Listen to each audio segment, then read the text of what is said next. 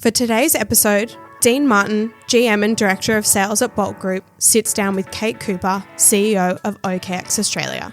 We hope you enjoy today's episode. I'm Dean Martin, GM and Director of Sales at Bolt Group. Today, I'm delighted to be joined by the amazing Kate Cooper, CEO of OKX Australia. Kate, I'm really looking forward to hearing all about your extraordinary globe-trotting journey from traditional finance to the brave new world of digital frontiers. Thanks so much, Dean. Thanks for having me.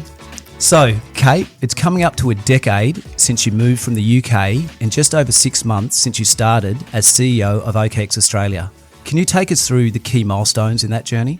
Yeah, happy to. And I should start by saying I have a very British accent, but I'm Aussie by birth, born in Tasmania, but grew up in London, hence the accent. And you're right, 2016 was when I relocated the family back to Australia after 15 years living in the UK. And it was a really fascinating time, actually, to be in Australia. We were directly post the Royal Commission and banking reform. And I started in a role at Westpac, where I was originally coming in to lead innovation, but ended up with the broader transformation agenda under me, which was a fascinating journey over a 5-year period as the bank really adapted to the changing world, really adapted to digitisation and became increasingly customer-centric, which was really the anchor of the transformation there. I then went and joined NAB and again leading innovation, but focused very quickly on the digital assets space, which again was fascinating in terms of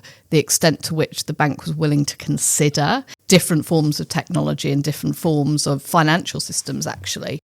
So that was an amazing 4 years, and then have spent the last 2 years now in crypto, first of all, as the CEO of Zodia Custody, which was actually a secondment from NAB after NAB took a strategic investment in them. And then most recently, as you said, I've joined OKX Australia, leading the charge there. And it's a fascinating time to be in the industry.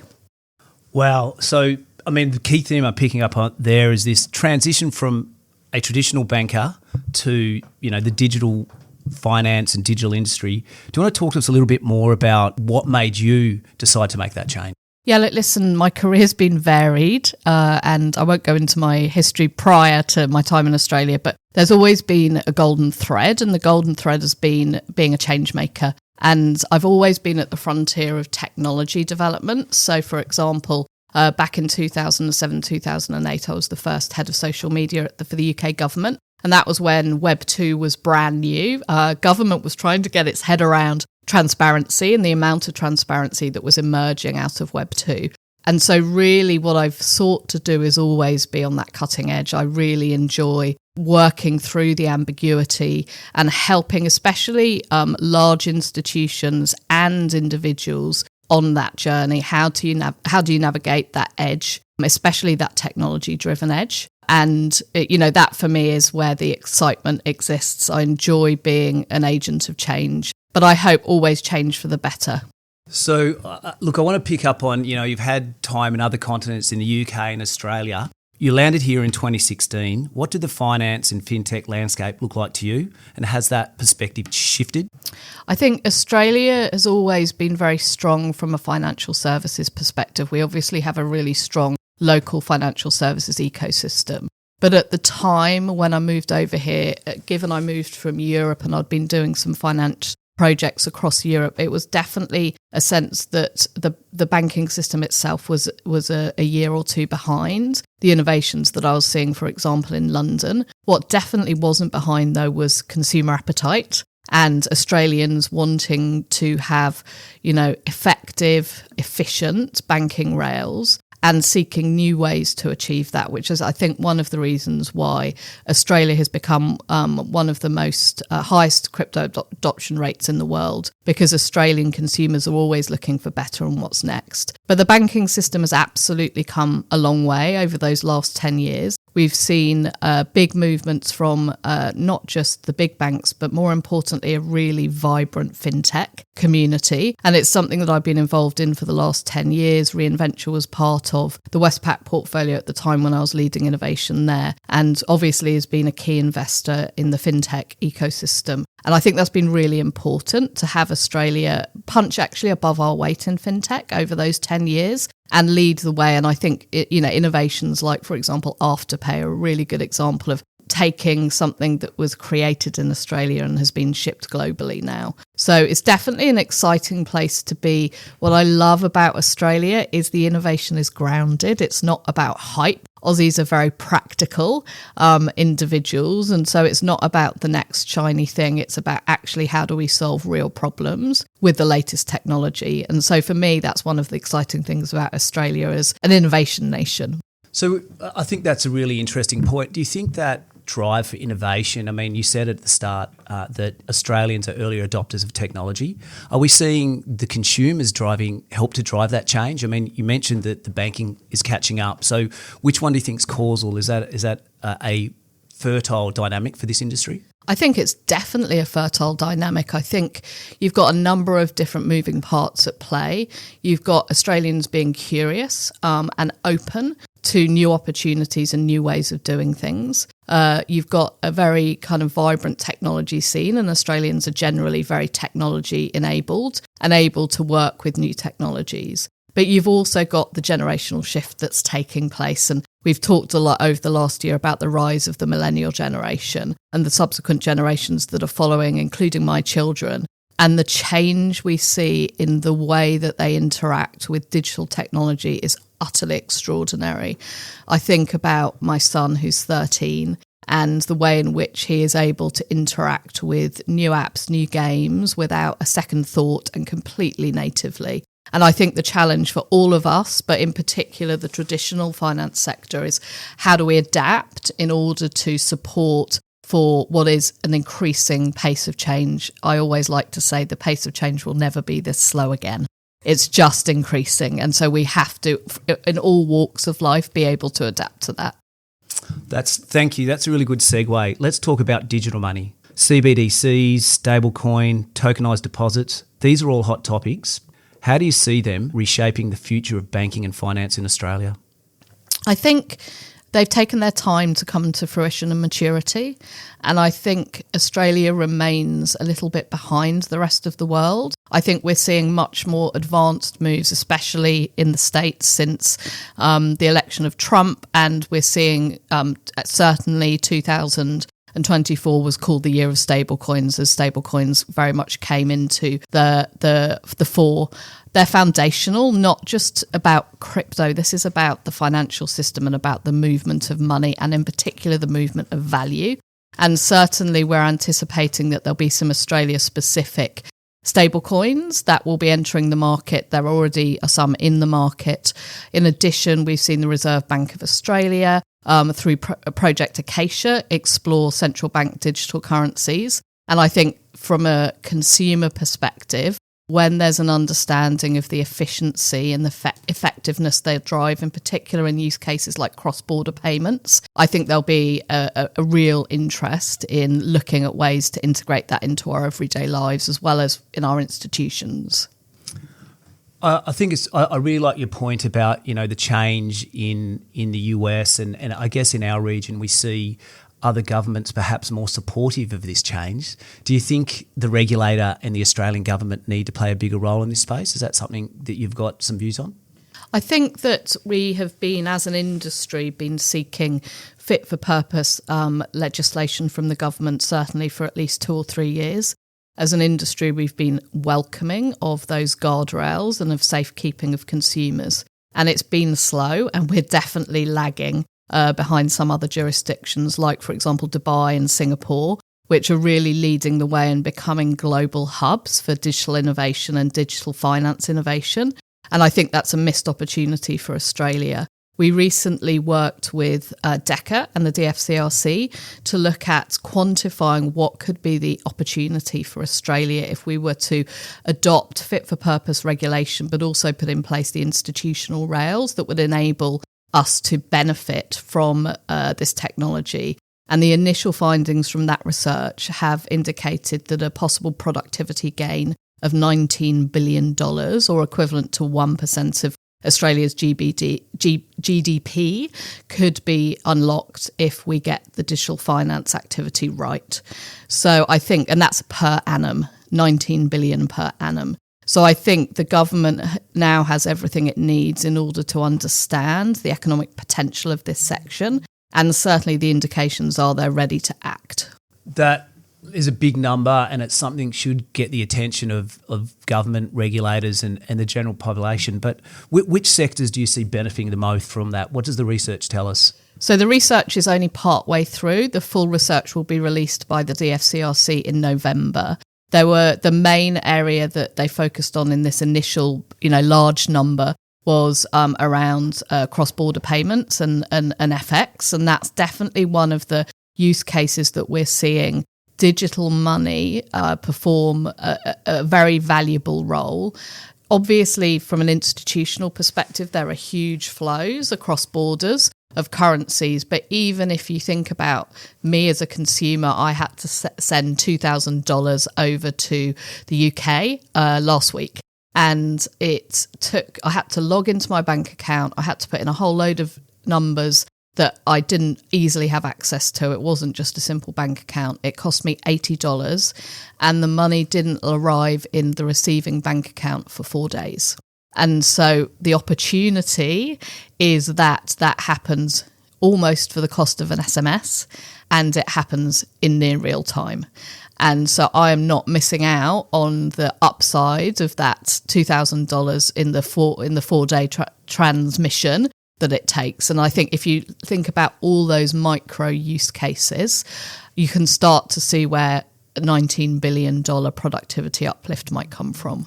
Particularly, Australia, it's geographically isolated. Our trading partners are all over the globe. There is this massive transfer of value, and being able to do that in near real time at low cost has to be a part of our future, right? Absolutely. And one of the other interesting stats about Australia is we have cities which are amongst the largest penetration of people who've not been born in Australia.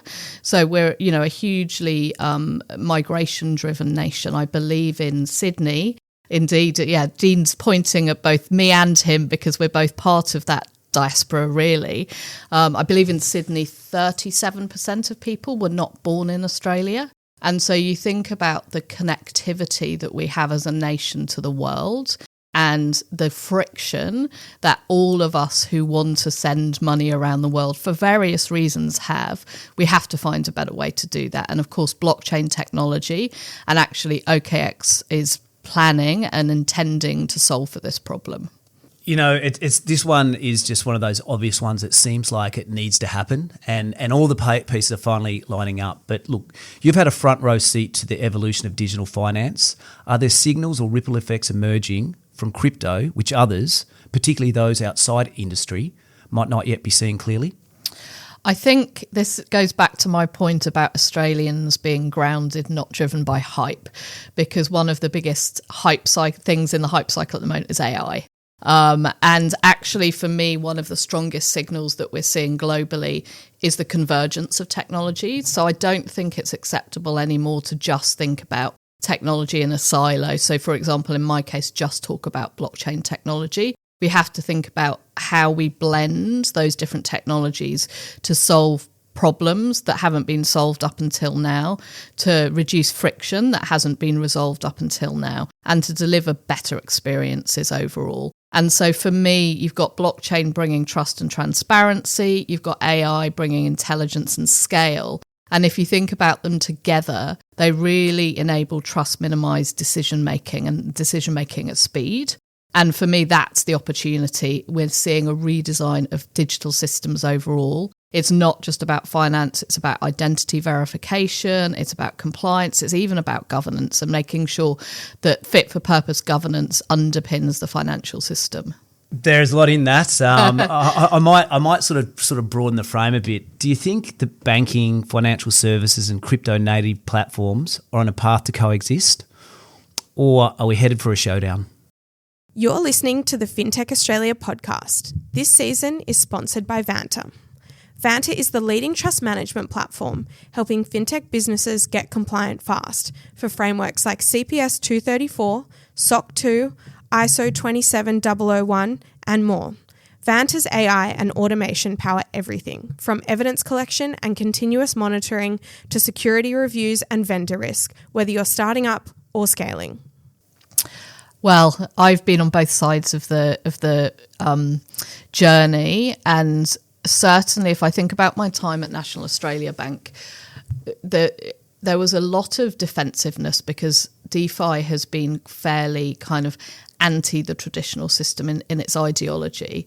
But I think we've learned over the last few years, especially since some of the collapse scandals like the FTX scandal, that actually if this is going to be a technology that is ubiquitous and used in everyday lives, it needs to operate within a regulated environment and be responsible. And I think that's the thing that traditional finance does really, really well. And so I'd like to see a convergence of the two. I'd like to see all of the innovation, all of the speed and efficiency of the technology that underpins crypto combined with the responsible activities of traditional banks and delivering the best outcomes for everyday Australians. You know, it's the old adage, right? Banks are great at scaling, but they're not great at innovating. So how do we navigate? How do we navigate that path to coexistence? Well, I think we've touched on it already, but I think regulation is an unlocker. When I was at NAB, it was a very easy pushback for stakeholders who didn't really understand the technology to say, well, the regulation's grey, so we'll sit and watch until we have the clarity. And so we've got most of the large institutions in Australia still sitting and watching, and huge amounts of capital still sitting with those institutions. And so I think the unlocker will undoubtedly be not just the regulation, but the clarity that it brings. What we're all craving is clarity. We want to operate within the rules, but if the rules are not 100% clear, it's very difficult to interpret them.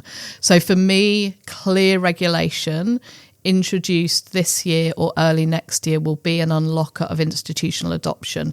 It will give all market participants the parameters within which to operate responsibly. And we can then move from kind of the death spiral of proof of concepts, which I think the traditional sector has been stuck in for a long time, and we can start to move towards actually opportunities to collaborate. And one of the really good examples of that is the global collaboration between OKX and Standard Chartered Bank, where we're working with Standard Chartered using their custody solution to provide safekeeping of digital assets for our global clients. And I think that that's a really good example of a collaboration from both sides of the pond, as it were. Great. Look, you've touched on this a couple of times, so I just want to pull this thread a bit more. You know, you're sitting at the centre of all these industry shifts, regulation, platform innovation, new players. How does that shape the way you're thinking about growing OKX here in Australia? Yeah, look, listen, for me, OKX is investing in Australia for the long term.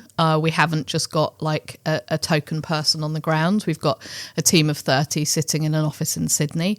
And so we're very much committed not just to obviously serving everyday Australians and institutions, but also contributing to the broader agenda. It's one of the reasons why we sponsored the research into the economic impact of digital assets more broadly, because we wanted to contribute to the national dialogue and contribute to the sector being prioritised. And so I think that that's been a key part of our strategy overall. We're raising the game in terms of trust in the sector. One of the things we do is we issue a quarterly, what we call responsibility report. And the idea behind that is we give anyone who wants to find out more about our business a look under the hood. And so that includes key data points like proof of reserves, where you can see your assets held one-to-one on chain, all the way through to who are the faces that are serving you in Australia. We are not a faceless app.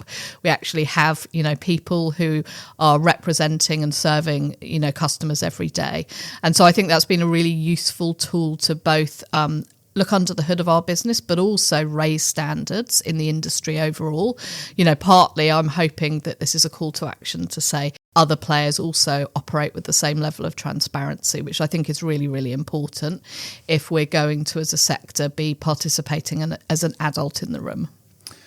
So it seems to me you're really thinking about this at an industry and Australian level and perhaps regional level. So, if I were to replay what I'm hearing, look, you're you're leading a business and being very open with your peers, with government, with the regulators, and helping them to mature their thinking. I mean, Australia, you touched on it earlier in the conversation, this concept of being in a global village. There's a lot of multiculturalism in Australia. There's a lot of money transitioning. This is a better and a smarter way to do it. And yet, we've got this concept of trying to move to a clever country. It seems like we're still trying to play catch up, and it seems like you're really trying to drive that change. Yes, I think that's fair to say. I take on that mantle with humility, though, because I don't believe any individual has all the answers. But I believe that it's very important to ask the right questions and then empower those around you. And mostly I surround myself with a team who are far more skilled than I in their particular subject matter expertise. And then it's like, how do we pull towards a common goal? And the goal needs to be purpose driven. Like this, I don't go to work every day just to follow the motions. I go to work every day to make a difference. And that's the common thread that I've found in all people, in all walks of life. Pretty much everyone wants to make a difference in some way, shape or form. So the extent to which I can enable and empower that is kind of a cornerstone of how I lead OKX, but how I've led throughout my career. I'd like to hear more about that. I mean, you've led teams across continents, industries, business cycles. You're now in the fastest moving sector globally. You've got 20 years of leadership experience. I understand you've developed a philosophy for navigating uncertainty and complexity. What are the core principles? Yeah, I call it leading at the edge. And I'm currently exploring the potential to write a book about this concept of the edge, which is how do we navigate the ambiguity that we are facing into. Every single one of us is on the receiving end of this incredible pace of change. Even if I think about myself over the last 12 months and my own learning journey around AI and how to benefit from AI in my day-to-day life, it's been the most exponential learning journey imaginable. And I think about that then across, 27 million Australians, and I think about the incredible challenge that represents to us, but also the incredible opportunity. And I talked earlier about the golden thread of being a change maker throughout my career. And one of the things I've learned is that being a change maker isn't the air of the rarefied few. Actually, we as humans, everyone has the ability to tap into change making potential and actually operate on that edge of technology advancement and thrive, not just survive. And so I'm really keen to look at the ways that I can help share some of the tools I've had to hone and master over my career in order to help others navigate that edge of change. I think it's clear to those listening that you've spent time abroad, but having resettled back in Australia, what surprised you the most, personally or professionally? It's a good question. I think that from a kind of slightly negative perspective, I'm always quite surprised at how conservative Australia can be as a country. And I think that that's one of the things that can sometimes hold us back. But the flip side of that is we are hugely curious and ambitious at the same time. And so looking at the opportunities that represents, I think about, the global businesses that have been founded here, like Canva, like Atlassian. And so we absolutely have it in our locker. I'm really keen to understand how do we unlock that capacity. And so, for me, it's continuing to explore that. I have two children, an 11-year-old and a 13-year-old. And obviously the world they're going to be leaving school and entering into is probably almost unimaginable from where we're sitting today. And it's only 5 years away. And so the extent to which we can help everyday Australians not just be a passenger on that journey, but actually be agents of change themselves and actually be participants, I think is a really interesting challenge and one that I'm exploring, trying to understand, trying to navigate myself. Indeed. You've mentioned your family a couple of times. I'm interested to hear a bit about what you do outside of work. I understand that family and health are all related in your management philosophy. Do you want to talk to us a little bit about that? Yeah, so a lot of people talk about work-life balance. I like to talk about work-life blend. I don't think it's realistic, certainly not for me in the way that I operate in my career, to switch off at 5 p.m. and switch back on at 9 a.m. But what I do know is that time with family, time with friends, and time for self-care is incredibly important. So for me, what that looks like is I have 2 sacred hours of the day between 7 a.m. and 8 a.m. in the morning, where we have a healthy breakfast together, walk the dogs and get the kids ready for school, including making a healthy lunch from scratch every single day. And then from 6 p.m. to 7 p.m, we all put our devices away. We cook together, we eat together, we tell each other about our days, trying to get a monosyllabic 13-year-old to talk about his day in more than one word is definitely very challenging, but I've learnt those techniques. So that's really the foundation and the backbone for me and the why I do what I do. But in addition to that, I'm a crazy dog lady. I have 2 Labradors and a cavoodle in a very small house in Hunters Hill in Sydney. And so obviously spend time exercising them and being involved in them. And then I do enjoy creative pursuits. So I recently designed and built a house in Tasmania. And so that was definitely a strong creative expression for me. And yeah, involve myself in art projects, but I'm not convinced that they're all that good. How do you find these creative outlets, this focus on family and health, how are you finding that impacts your ability to drive forward with purpose and to lead a company? Well, I think one of the things that you need in order to lead on the edge and participate on the edge is you need energy, and energy needs replenishing. And so for me, it's about constantly dipping back into the things that fire my belly, fire my soul. And work fires my belly and fires my soul too. Like, I love the constant intellectual challenge of problem solving. But I do believe that you need to also take time for well-being, for family, for whatever it is that's important to you. So you have that blend and can come back recharged to fight another day, the next day. You know what's really coming through when I sort of hear you relaying this is, this sense of purpose and why you're doing it. And a lot of a lot of what you talk about relates back to observations, your own family and your own life, and navigating that change and seeing young people navigating that change and the different paces at which we're doing. How do we get that greater sense of responsibility? I mean, government's there to do it. Some industries do it. You're in your industry are leading that. How do we take other industries and other leaders in industries on that journey? So, as you say, we can collectively look at this massive amount of change that we're going through and help as many people respond to that effectively. I think one of the key concepts is around agency. I think for a lot of us with this pace of change, we lose a sense of ourselves and control in that environment, and we just kind of go along for the ride. I call it being a passenger. And so the extent to which we can help support people to develop that sense of agency, I think is really important. At a very basic level, it's ensuring technology literacy and making sure that we're uplifting everyone in society to be able to participate in new technologies. And that's still very much a problem. From a financial perspective, it's financial inclusion. We still have a significant enough swathe of the population in Australia that doesn't have access to banking services or is underbanked. And I think that that's something that helps give people that sense of agency and that sense that they can make a difference, that what they do does matter. And so I think for me, that's a big focus at the moment, is how do we use, blockchain technology, cryptocurrencies to imbue people with a sense of agency and, in control of their lives and actually in the driving seat, not just in the passenger seat.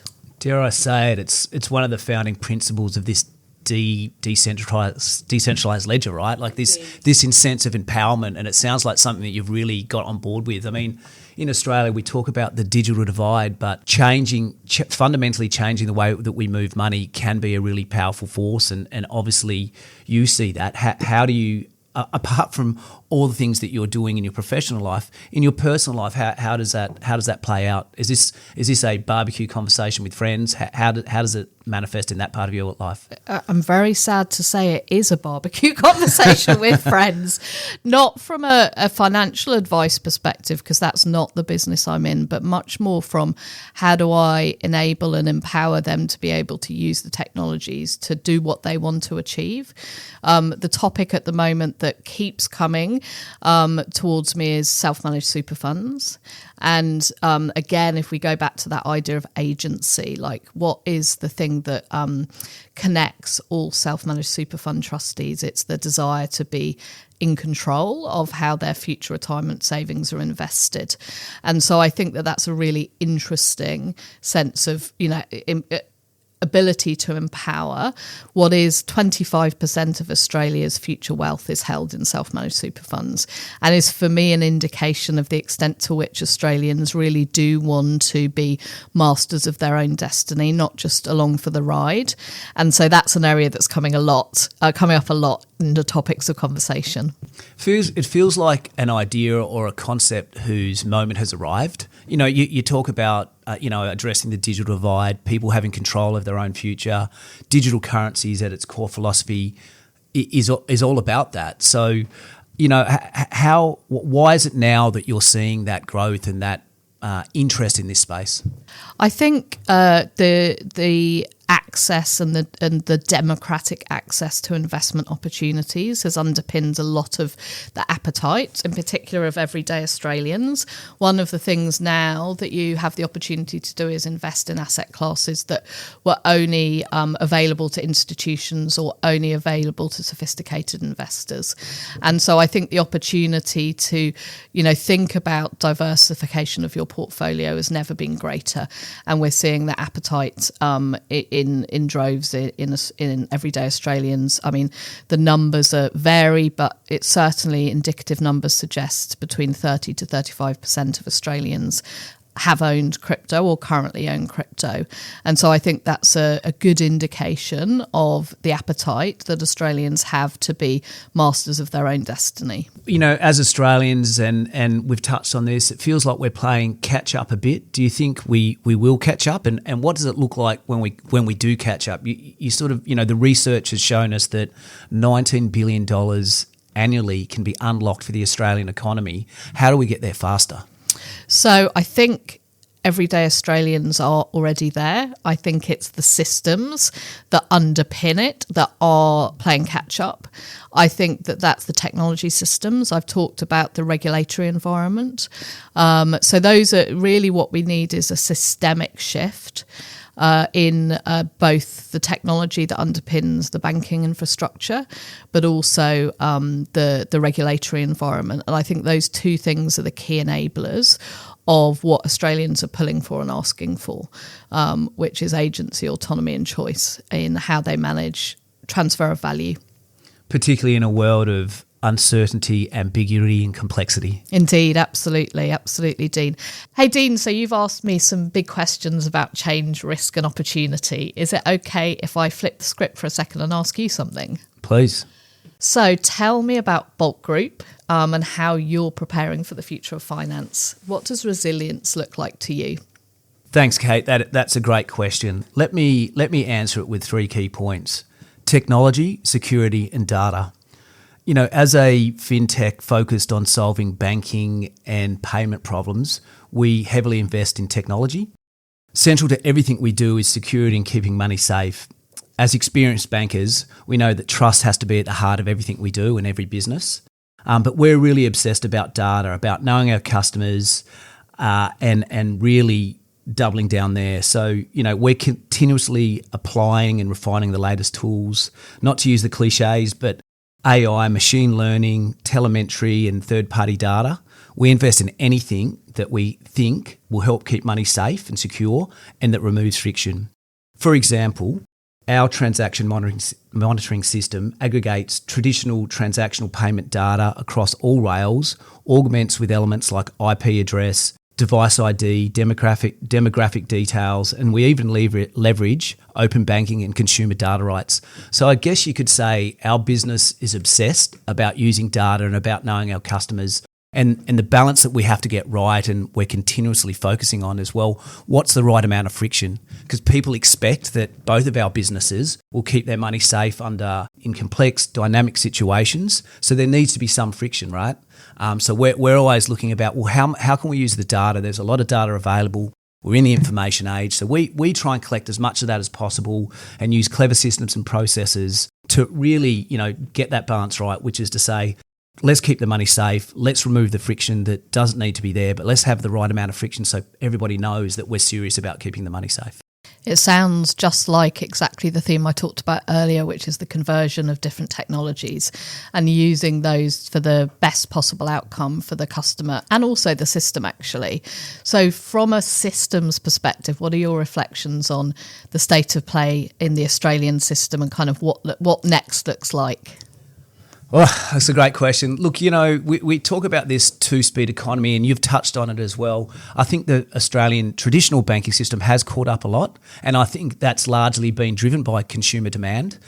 You and others like you, leaders in industry, have helped, I believe, and we've called out a date that the government is now getting serious about having appropriate legislation and guardrails, so we know this is the reserve, this is where we operate. So for us, I think the role we play is we ourselves innovate quickly and move quickly, but we're in a two-speed economy with others that have trust at the core of what they do. And as they say, those who like sausages and laws shouldn't watch them being made. And we're really in that process now, right? The banks and the regulators are changing, and that's a laborious process. So what we endeavour to keep doing in that system is let's smooth that transition. Much like yourselves, you're playing a very open leadership and guiding role. We're perhaps a little bit more behind the scenes to try and smooth that transition and make sure that we do respect the regulators, all the ecosystem, right? So the banking and your answer is banking and the digital frontier are coming together. We see that as well. So we want to be a part, like yourself, to really bring that together and make it smooth. And the faster we can do it, the faster we can realise this $19 billion of unrealised value. The more people we can bring on that journey, which is to make it easy for them, but to make them feel secure in doing it. When people are investing their life savings, they need to feel like, and they need to know and understand that it's safe and it's secure, and they need to know that the participants they're working with, OKX Australia, the Bulk Group, that we're serious about this, that we want them to come on that journey. And so we have lots of external ways to demonstrate that. There's certifications, there's partnering with the right people. And it's, what we're doing right now, right? Let's get people thinking about it and talking about it, because as they become familiar with it, they'll become comfortable with it. Yeah, sounds great. Thank you so much, Kate, for sharing your deep insight across multiple continents, multiple industries and multiple disciplines. For those who are interested in hearing more, they can grab tickets to the Intersect Festival at intersectfestival.com to hear more about what you're seeing in the industry and other leaders from industry have to say about this changing dynamic. I'm really looking forward to Intersect. I think it's always a great event and bringing together kind of key leaders from across Australia to have really interesting conversations. So 17th to 18th of September in Melbourne, Grand Hyatt, Intersect Festival, intersectfestival.com. I look forward to seeing you there, Kate. Sounds great, Dean. I'm looking forward to it. It's always a great event every year. Loads of really fascinating, thought-provoking sessions, but also really great networking opportunities. So I'm looking forward to it.